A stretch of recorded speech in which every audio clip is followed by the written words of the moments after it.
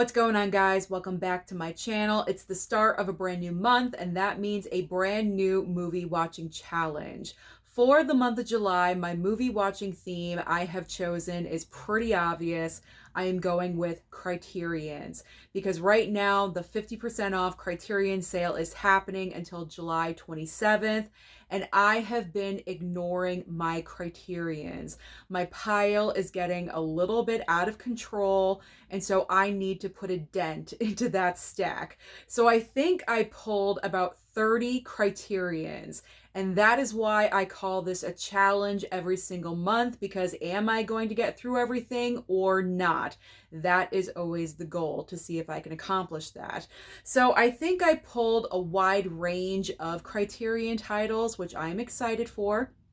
But also, besides the Criterions, I also do like to revisit some movies that I haven't seen in a while, or if I'm in the mood for something else, if there's a holiday with a theme, I always like to incorporate other movies as well. So I am going to show those titles first and then get into the Criterion selections. So the first couple of movies are going to be a very fun revisit because there is a brand new installment to this franchise coming out July 18th. So of course I have to rewatch I Know What You Did Last Summer, and also I Still Know What You Did Last Summer. These are also fantastic options for July 4th because these movies take place over the July 4th holiday weekend. So I'm not really sure if I'm going to start on July 4th or not, but I do know I would like to watch both of these before July 18th. They're always a fun watch. The original is much better than I Still Know What You Did Last Summer. That's kind of like a guilty pleasure. I think several of you out there would agree with me.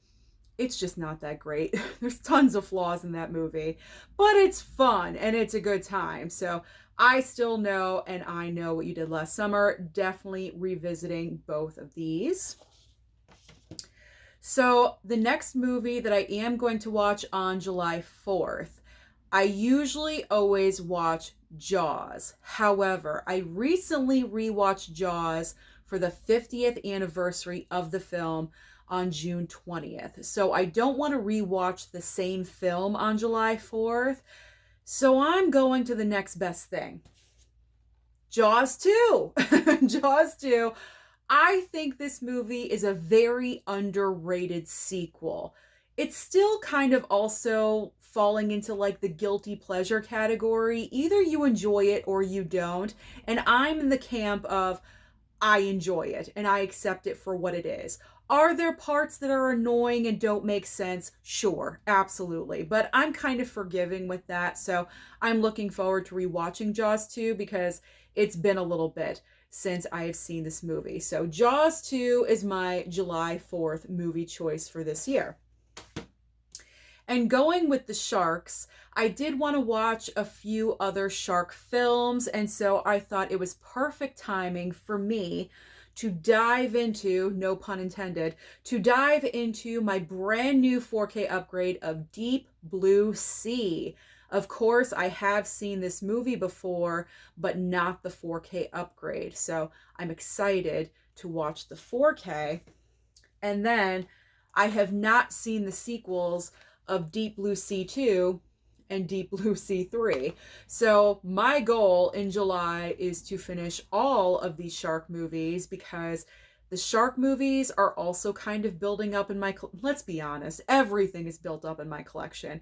So if I could, watch some of these and get them out of the way, now is the time. And I like watching shark movies in July. I'm not really sure why July is like the month for shark movies for me, but it just is. And I do plan on putting out an updated video of all of my shark films because over the past year, I really have received a lot more shark movies, so it is time for an update. So Deep Blue Sea 2 and 3, haven't seen them, gonna watch them this month in July. Okay, so now we are getting into my Criterion selections. So the first Criterion, I am making Being John Malkovich a high priority. This Criterion has been in my collection for years. I'm sure all of you are sick of seeing it and me saying that I still have not seen this movie, because I think I have pulled this in prior challenge videos, like, oh, I'm going to watch this, and I still have not done it. I know it's annoying. I get it. I completely understand it. So this one is a priority. Being John Malkovich, I definitely have to watch. Next is Straw Dogs. I'm getting the feeling that this movie is going to be kind of a difficult watch, so I'm going to have to mentally prepare myself, but I'm going to watch this one. That's a more recent pickup, so if I don't get to that one, not a big deal, because I would rather get to the older Criterions that have been sitting in my collection for about 4 years now. It's absolutely insane. Crazy. I know. All right, next up. Inside Llewyn Davis. All That Jazz. I also chose Rumblefish. I do believe Nicolas Cage is in this movie. There is a Coppola mention. What is this? Directed by there's a Coppola mention. Francis Ford Coppola. Yes, Nicolas Cage is in this movie. So I need to watch this. That's the whole reason why I picked that one up, was from Nicolas Cage. I also heard it's a good movie as well, but Nick Cage was the factor. All right. I need to watch more Bette Davis films. So I believe I only had 2 movies in my collection with her in it. And the first one is now Voyager. This has been in my collection for probably at least 3 years now. More than likely 4. So it is time to visit. All right. We are going to revisit The Graduate. I watched this movie prior on a regular Blu-ray. I wasn't really that thrilled with it for some reason. I'm not sure why. So I went ahead and picked up the Criterion version.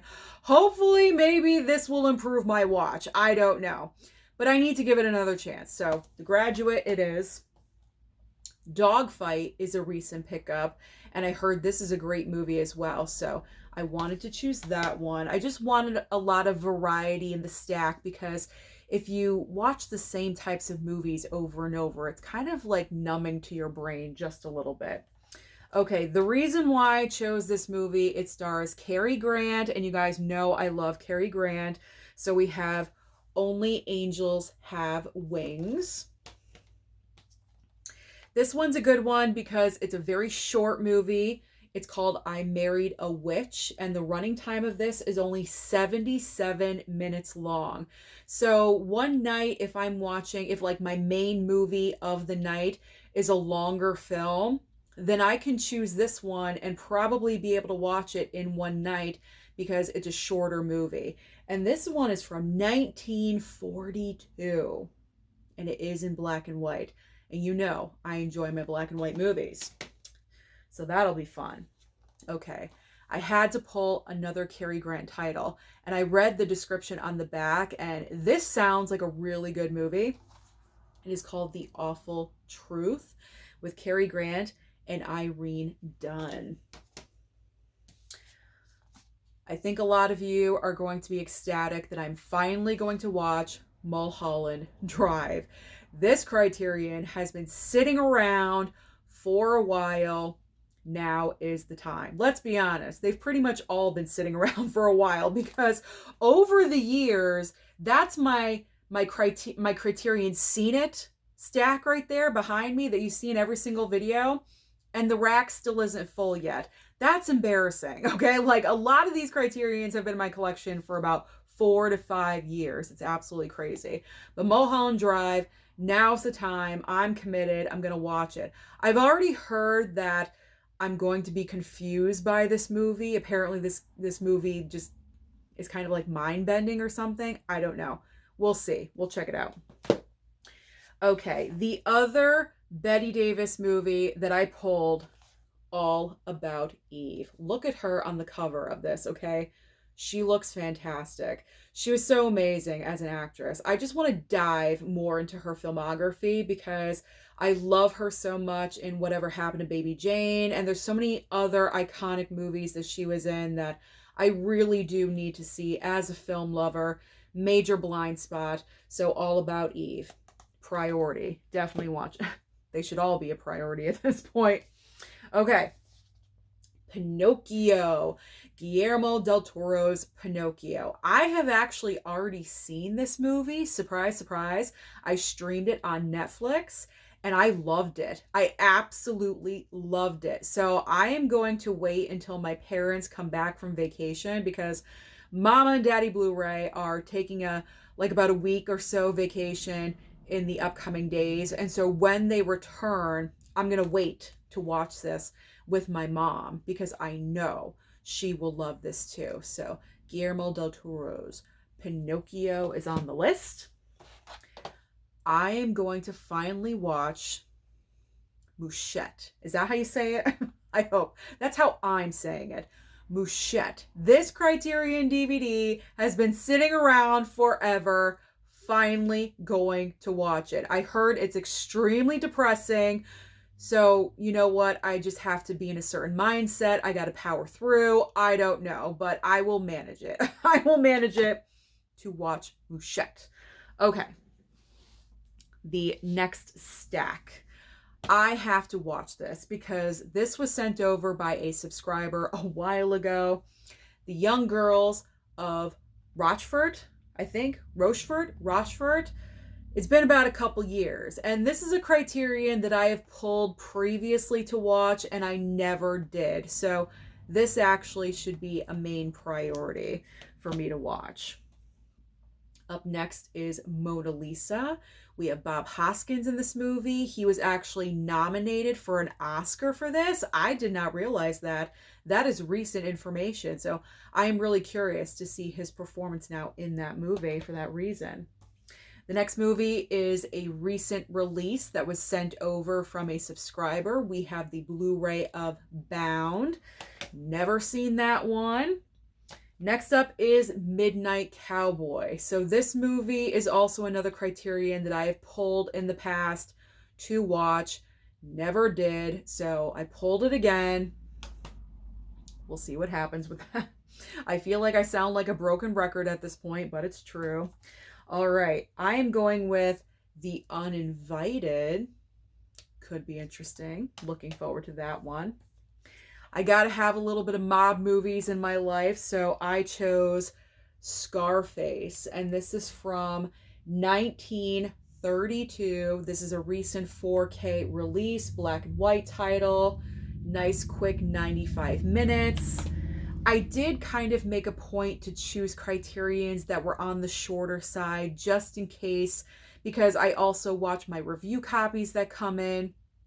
Obviously, I have to watch those and talk about them. So those are like the main priority for me. And then, you know, my second movie of the night would be like the Criterion choice. So I did want to kind of go for shorter movies for the Criterions, but you know, I tried my best. I tried my best to have a nice variety in front of me.